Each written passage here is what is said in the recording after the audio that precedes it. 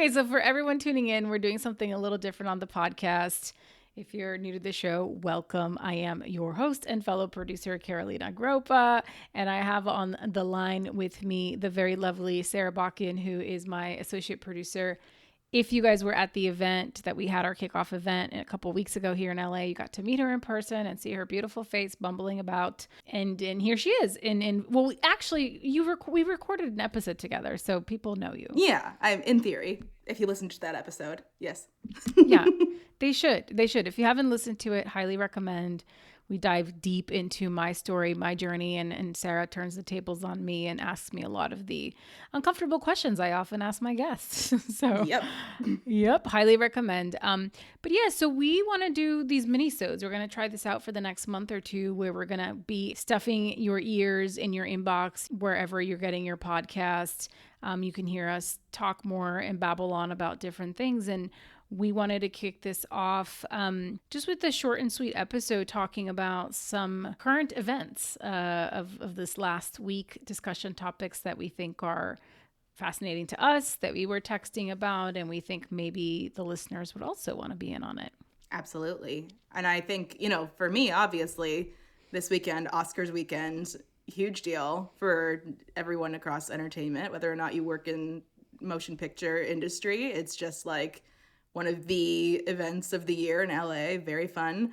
A fun little ironic moment for me is that I was stuck in Oscars traffic and missed the first 30 minutes. Oh my God. Where were you going? West Hollywood. I have a friend visiting me this week, and she was invited to an Oscars party in West Hollywood, but we had come from shooting something together in La Crescenta, and there was no way to avoid it. I literally drove past all of the Cadillacs coming dropping off the celebrities.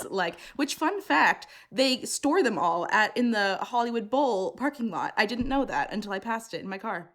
That makes sense. They have a lot of space, and the Hollywood Bowl is not in season around this time of year. So why not?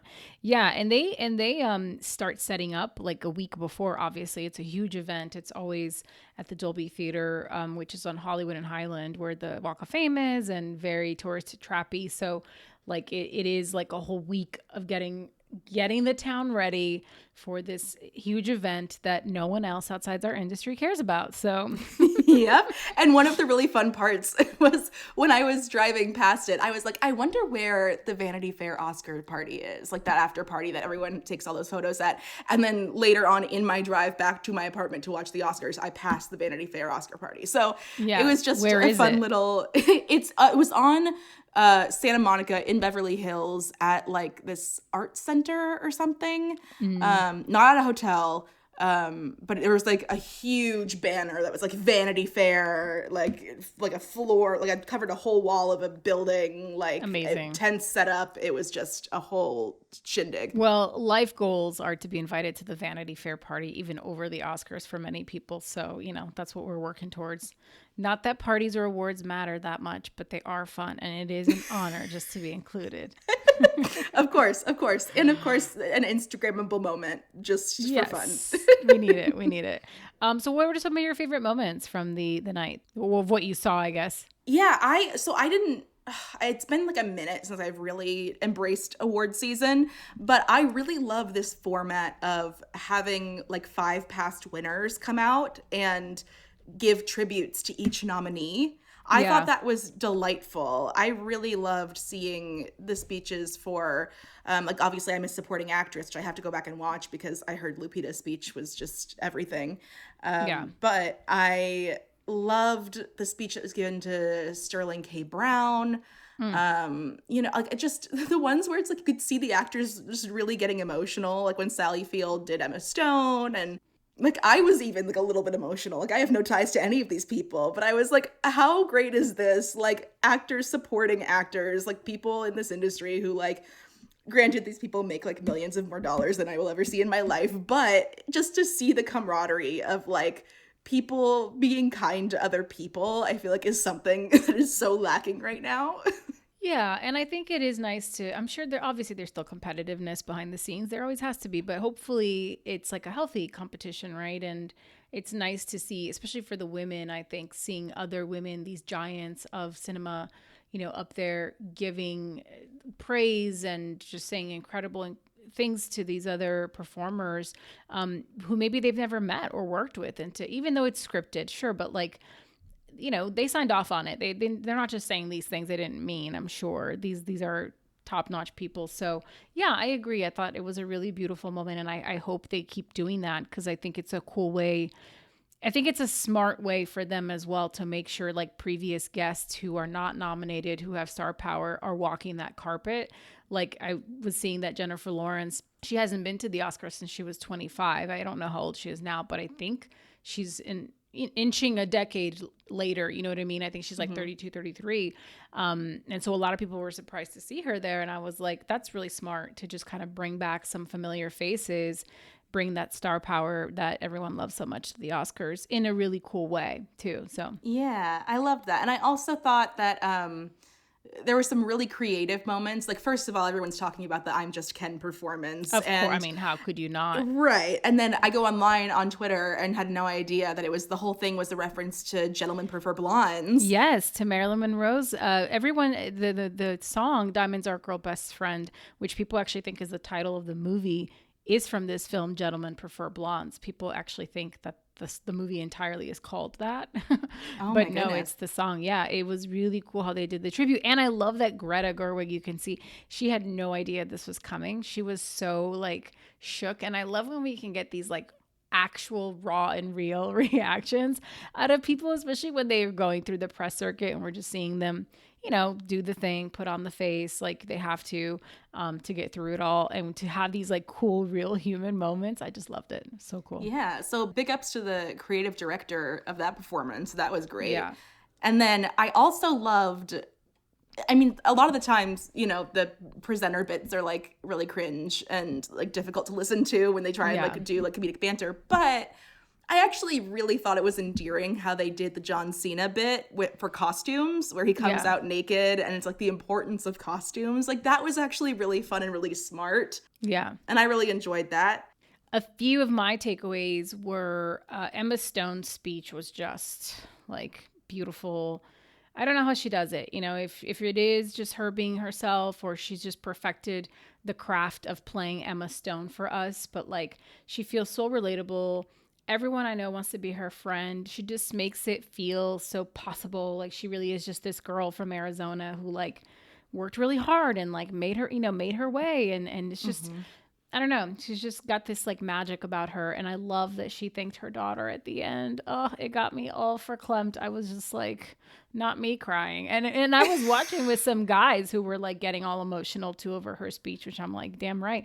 But I think the thing I loved about her speech the most was her reminding us about the beauty of collaboration in filmmaking, and how even though this is her award, she really shares it with all the people that are involved and are required to make the thing, which is something, as you know, I always talk about on the podcast. And so it's really cool to have her remind us during such a pivotal moment, you know, in her journey, that she's choosing to talk about that. So I was like, you go, girl. Yeah, I loved that part of the speech as well, where she thanked her daughter, because the character of Bella Baxter in Poor Things, you know, starts like she ages over time, but mentally, but she starts out with the brain of an infant. And so I think having had that experience, and she said her daughter was just about to turn 3, like having that, like, this is happening right in front of me, I'm just going to kind of emulate my daughter experience that you can put into a role, was so cool. It's very cool. And I can't wait for her daughter to be old enough to watch this and be like, wow, my mom is such a badass. Though by the time her daughter is old enough to watch that movie, that also means, you know, it will be very old. We don't talk about that. We don't talk about that. I think Jennifer Lame, who was the editor of Oppenheimer, like I loved her fangirling hardcore, specifically about the producer, Emma Thomas, who was Christopher Nolan's wife, for those of you that don't know. And I love that she was just so like, again, another normal human, as most other department heads are. They're not celebrities, but that she shouted her out was amazing. Having her be up there, her being Emma, be up there accepting the award for Best Picture around all these men. I was just like, yeah, it just made me feel so like, you know, really proud of a woman getting to share that honor. So that was a cool moment. And then I think Cord's speech, did you see his speech? He won for Best Adapted Screenplay. Yes. Yeah. What did you think of it? I loved it. And going back to Jennifer, the editor, for a second, Jennifer is her name, you said? Yeah, Jennifer. Yeah, her after the ceremony, her resume was trending on Twitter because everyone was like, "Oh, are we gonna start standing an editor? Like this is like she's done so many cool projects." And I was like, Yeah. "Yes, please! Like let's start like looking really behind the scenes at the people who actually make these things happen and like Yeah. and not that the above the line performers and everyone don't make it exceptional, but like everyone below the line who has a hand, especially the editor, in making these things so cool. And speaking of below the line, before I go back to Cord for a second, I don't know if I missed this in the first half hour, but I thought we were doing Oscars for stunts and casting this year. Were those just not televised? Next year. Yeah, they're next starting year. next year. They were announced this year, but they'll be next year. And I don't know if they'll be televised either. I don't know the answer to that. Well, I mean, one step forward, right? Because they reduced the sound category significantly. Instead of sound design, sound mix, they combined it into one. Also, I don't know for what reasons. I think I read about it, but potentially to save time with the broadcast. So I'm curious if they'll try to keep it, it tight. So interesting. But yeah, Cord's speech was great. I still have not seen American Fiction. So what are you doing with your life? I Get know. out of your go see it right away. There's so many Oscar movies that I still have to see. Like I think I've only seen like 4 of them, and there are so many. Like I still haven't seen Oppenheimer. I still haven't seen Killers of the Flower Moon, like the big 3-hour ones. You gotta see it. You gotta see it. I haven't seen The Holdovers. Like they're all on the list. But I did just watch Past Lives, which you told me to watch, and that broke me. It's beautiful. It'll break you and piece you back together in all the ways. American Fiction, which was produced by a past podcast guest, Jermaine Johnson, who's a manager at 3 Arts. And actually, if you go back and listen to that episode, from 2020, 2021, a long time ago, he talks a lot actually about Cord and what success looked like, or something about like what he's been so grateful for in his journey. And he talked about how much time he's invested into these relationships, into some of his clients. And that, for him, he felt like he had made it when he was able to like buy a house because his clients were doing really well, So it's cool to hear his beginning journeys of working with Cord since the very beginning. And hopefully we'll have him back on soon, maybe with Cord, to kind of do a touch base. So I would love that, because with Cord, in his speech where he was saying, taking a chance on someone who had never directed anything before, I would love to know like what that path looks like. How do you go from having never directed to being up on the Oscar stage? Yeah, I don't know if he directed any of the episodes of Watchmen for HBO, because he wrote a lot of those episodes. I'm not really sure if he directed any of them, but certainly it was his, directorial debut on the feature side, which is, again, super impressive. But it comes from the power of the script as well. I think he obviously wrote a great adaptation and directed the hell out of it. And it was just that perfect alchemy, right writer, director, right producing team, right vision, right budget, price point, frankly, and then right cast. Like a lot of great people who are just really enthused to be a part of the film. So yeah, I hope Jermaine and Cord come on and we can talk more deeply about that. But I want to transition in using Cord because he talked, he urged studios, for those of you who haven't seen his speech, to diversify their risk. And instead of making one $100 million film that potentially flops, to make $10 million films that could potentially do well, just really diversify the financing, the spend. We need it now more than ever. And I actually shared this article on my socials yesterday that echoes like a similar tone, which is a New York Times guest essay called "How Bad Can It Get for Hollywood" by Mark Harris, who's a cultural historian and an author. And he basically talks about how the headline is a bit misleading because I think it comes across as like super negative, but he has some really great silver linings and takeaways. And I want to read just a few excerpts that really resonated with me, especially in light of what Cord had said. He said, basically talking about how our industry has persevered so much since its beginnings, right? And he talks about how in the summer of 1989, and I'm quoting him, prestige Hollywood movie making was in a rut, and anxious executives fretted that maybe young people just wanted to stay home and watch MTV, much in the way that now they worry that the youth are addicted to bite-sized TikToks. But in 1989, the success of director Tim Burton's Batman and the unexpected breakout hits of The Little Mermaid, Sex, Lies, and Videotape, and Do the Right Thing opened up new vistas of possibility. These genres that had been written off as marginal, comic book movies, animations, and indies, became gold mines, and so we're looking for that next thing. And I think audiences are smart, they're savvy, they're hungry, they're looking for it. But I think if executives keep making decisions just looking at data and metrics and they forget the heart of like taking risks and giving our tours, this opportunity, we're never going to find what that next nugget is of the next thing. And there is a real fatigue around like the superhero genre, world. And this article really dives into that. But he also said, if Hollywood were a big summer movie, we'd be right at the end of Act 2, at the always darkest before dawn moment in the story when all seems lost. Or as one agent put it to me, a lot of us are feeling like we're working in the aftermath of an industry, not in an industry. But as any fan of any Hollywood screenplay knows, this is also when the beaten down heroes look at the red drawn battlefield, assess the new, heightened by the stakes, regroup, and eventually triumph. And the movie business, since at least the 1940s, has always defined itself by its perceived threats to survival.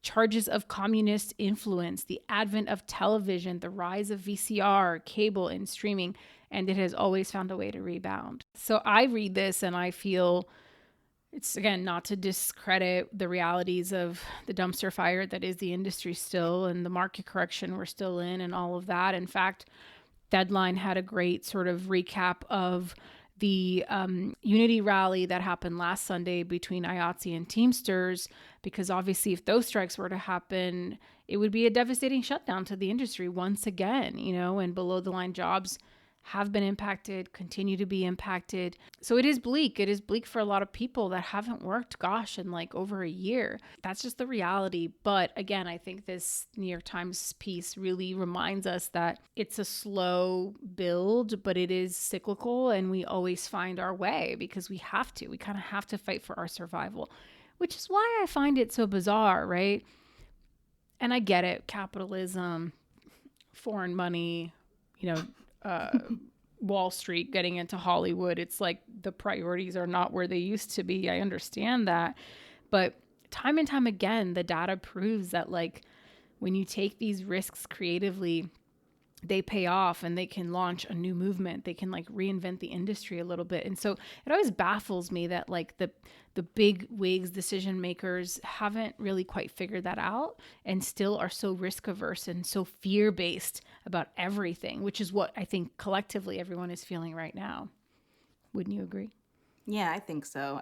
Yeah, 2 strikes down, potentially 2 more to go. Like it's definitely been a really rough year for a lot of people. And I do totally agree with that sentiment that I would love to see more low budget films. Like when I look at the slate of like what's coming out at like the theater, and I have like, I'm an AMC Stubs member, like it really does not cost me much to go see like 3 movies a week. And I'm finding myself not wanting to, which is really devastating because the movie theater is my happy place, but I'm just so uninterested in what's being produced right now because it doesn't feel authentic. And I don't mean like it necessarily in just representation. Like I mean we absolutely need more representation around like pretty much every sector, you know what I mean? But like in terms of story, all the stories feel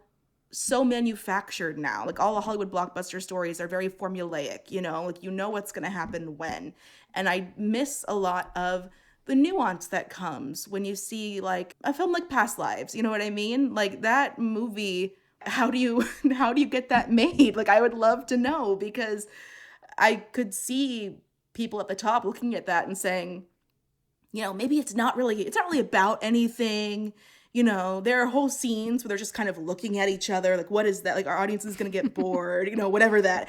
But, like, those are the moments that, like, break your heart, like, those are the moments that I want to see more of. And so, for me, I would like to see a lot more being produced for a significantly lower budget. Something else that article mentioned was like, now there's a tendency to shelve movies before they're even released, As like write-offs. Yep.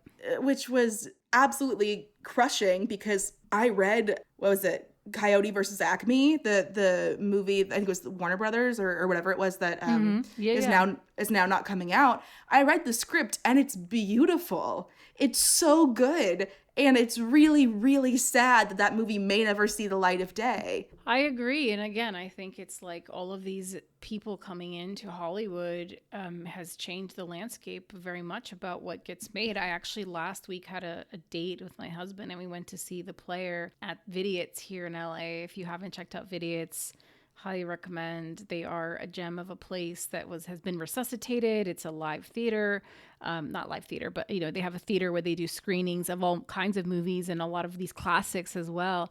So it was so cool to watch like a movie from the early 90s in an audience full of people who a lot of them are fans, of course, have seen it. And there were a lot of us that it was my first time. And it's a beautiful Robert Altman film. It's a comedy and it's about our industry. It's essentially about a movie executive who a writer, he thinks a writer is basically trying to blackmail him and threatening to kill him.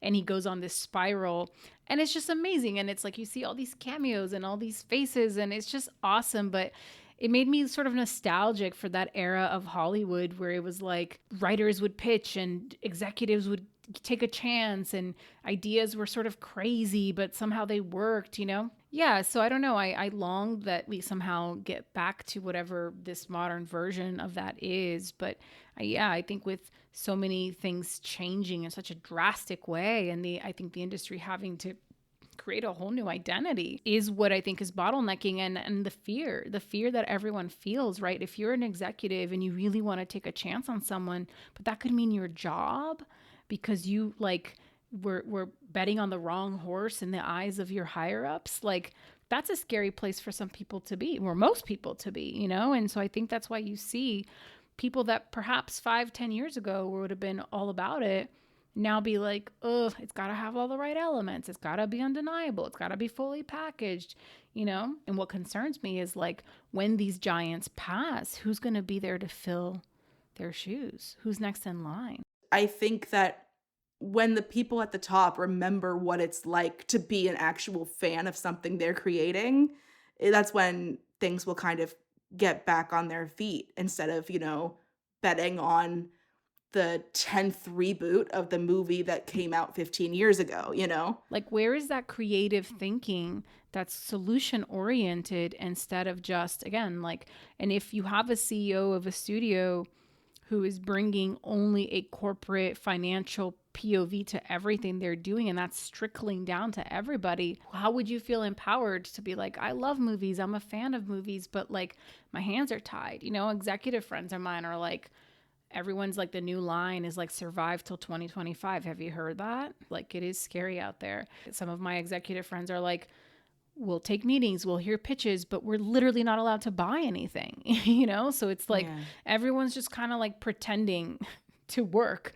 It's this weird thing, unless you're the 1% of people who have to be working because those movies are huge properties and you have Timothée Chalamet and they gotta go, whatever. So I hope that this article, which I'll share, we'll link when we share the episode, that people read it and it gives them a little bit of inspiration, a little hit of that. Yeah, definitely. So to wrap up, and not to end on a sour note, but I do want to talk about the Rust verdict that came out this past week regarding the armorer Hannah Gutierrez Reed. And they found her guilty of involuntary manslaughter for the 2021 shooting of cinematographer Helena Hutchins, which happened on the set of Rust, which is an indie Western film, at the hands of Alec Baldwin. And this is very sad. I think that like, it's just the whole situation is just heartbreaking. It's literally like when you think about it being independent, putting something together, your love, all the things to get something into that production phase, which is so hard. And then to have something like this happen. I mean, it just blows. I don't know how else to say it. Like I put myself in the minds and positions of some of the people who probably had nothing to do with it and had no fault in the matter. But at the end of the day, it's like, I don't know. It's like there's no way to point fingers at any one person, but how any live bullets would end up on a set is just like beyond me. And how all of the systems of checks and balances to make sure that weapon was treated with care properly and, handled with the utmost regard and respect for it being a live weapon is wild to me. So I'm just curious at how something like that bypasses all of the checks and all of the hands of the people that should have been making sure that this was safe. Yeah, I'm super confused because I have been following it since the beginning. And apparently, and I mean, don't quote me on this, but what I read was that they had found 6 live pieces of ammunition on the set after the police came in and did a thorough search. And I've never been on a set where false weapons have been used, so I don't really know. I'm not as familiar with the process, but I know that, there is a line of at least 3 or 4 people that are supposed to check the weapon before it gets in the actor's hands. Yeah. Do you know what that process is? Yeah, I mean, it depends on the size of your production like anything else, but typically once you have a weapon, a live weapon on set, even if it's something that is going to shoot blanks for the way it's going to read on camera, etc., the armorer is coming to handle that weapon. They are having safety meetings with the first AD, with the director, with the cast, with anybody involved in that scene to make sure everyone's aware of what they're doing and the risk.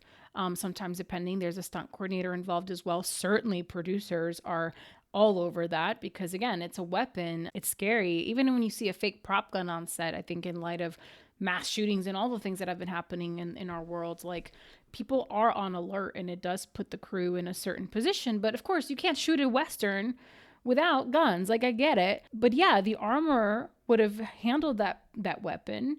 They would have checked and made sure it was filled with the correct blanks. They would have brought that safely to set. They would have then, when it landed on set, they would announce, we have a hot weapon on set. We have a live gun on set. It's usually placed in one position. Only one person is allowed to touch it, depending on, again, the project. It's the armorer or a props person.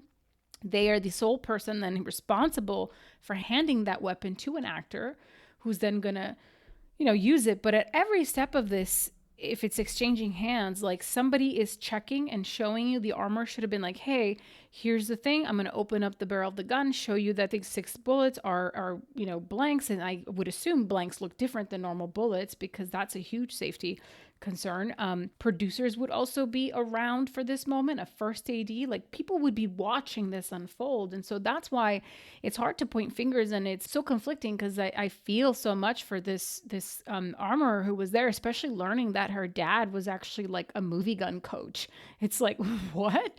The irony of that is a movie alone, that the article says that she's relatively inexperienced. Also, again, it's when you do these low budget projects where you're strapped for money and time and you have to hire less experienced crew for a variety of reasons. These are some of the things that can happen. And it's not to say it couldn't happen on a bigger studio project or with more experienced people. But I mean, I've been a part during COVID, the amount of safety guidelines and checks and balances and meetings we had to have about protocol and testing procedures, and it was unreal how they treated COVID. And it's how come those principles are not being as rigidly applied to every other part of safety on sets? Right. I'm sure it is on the studio level, but again, on the independent side, it's easy to not have this in place because you're not beholden to a guide of how a studio expects you to do something, which is why it's so important to make sure you have experienced people in that dichotomy of yes, you want to give opportunities to people that are coming up, but you have to make sure they're stepping into the right opportunity that's enough of a lift and of a challenge from where they were, but that ultimately it doesn't put the production in a place where something like this could happen because it's never worth it. That's why it's you give green PAs maybe that opportunity, but you wouldn't give that to many other positions because, again, if anything happens, it always goes back to the producers. You are responsible for delivering a film safely, on time, on budget, and taking care of the cast and crew. That's part of the production process. So it's hard to wrap my head around it. I feel so much for this woman, Hannah, and her father, and obviously for the entire crew who had to be there and witness this, like the trauma of that. Like the whole thing is just, yeah, just really bums me out. But maybe I'm like naive, but I feel like we're at the point in our technological development that we could start using weapons that don't need gunpowder. Like, can we just create something that just makes a sound and then edit that in post? Like, what? But some people are just, we want to be old school about it. We want to have, because we're shooting on this way. We want to see as the gun fires, and practically sometimes it is cheaper to do that than in post. But, there are reasons why people would make this decision over the alternative. But I just agree. I think that at this point, any gun that has any real gun should just never be allowed on set unless it's truly a prop that never has bullets in it. It's never going to be fired. It's like I'm opening up my dad's gun that he handed down, family heirloom type of thing. You know what I mean? Like, yeah. There just has to be an improved system on the other side of this. So, here. And, here. And I'm curious, the film was resurrected last year. They finished filming with Alec Baldwin back. I don't know what DP stepped in to complete that film. But I know the film is complete and has been on the market looking for a buyer. So I'm very curious to see, like, who wants to touch that? Like, can they spin this into some interesting thing? Is it even a good movie? Like, I think, honestly, just for the sake of Helena, I think it's important that her work gets seen. Yeah. But yeah, I get that it's like a tricky, slippery slope, because then you are rewarding this team and these producers for like a film that was not handled with care, My guess is we'll hear something after Alec's trial is done. Yeah, after the trial for sure. Yeah.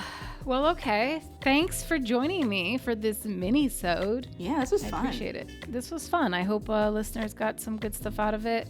We'll link all these things in the show notes and in our, what do you call it? The link tree bio, in the bio of the socials. And we'll be back with you next week. So thanks so much for tuning in and doing this live thing with me and with Sarah. Hey.